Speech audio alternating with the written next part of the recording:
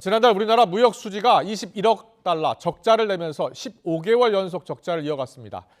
최대 수출 품목인 반도체 수출 하락폭이 특히 컸습니다. 취재기자 연결합니다. 양일혁 기자. 네, 산업통상자원부입니다. 5월에도 무역 적자에서 벗어나질 못했습니다. 가장 큰 이유가 어디에 있었습니까?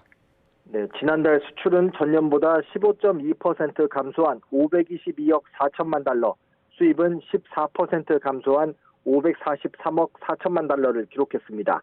그 결과 지난달 무역 수지는 21억 달러 적자로 집계됐습니다. 특히 수출은 지난해 10월부터 8개월째 전년 대비 감소를 기록했습니다. 이는 지난 2018년 12월부터 2020년 1월까지 이어진 수출 감소 이후 가장 긴 기간입니다. 수출 부진 원인으로 정부는 글로벌 경기 침체 여파 등으로 계속되는 IT 업황 부진을 꼽았습니다. 또 지난해 5월 수출이 역대 월 기준 2위를 기록한 데 따른 역기저 효과도 이유로 제시됐습니다. 품목별로는 최대 수출 품목인 반도체 부진이 여전합니다. 전년 대비 36.2% 수출이 감소했고 석유 제품 역시 33.2%, 석유화학은 26.3% 전년과 비교해 수출이 줄었습니다. 지역별로는 중국과 미국, 유럽연합 등 주요 6대 지역 수출이 모두 감소했습니다. 이런 흐름 속에도 지난달 대중 수출은 100억 달러대를 회복한 것으로 나타났습니다.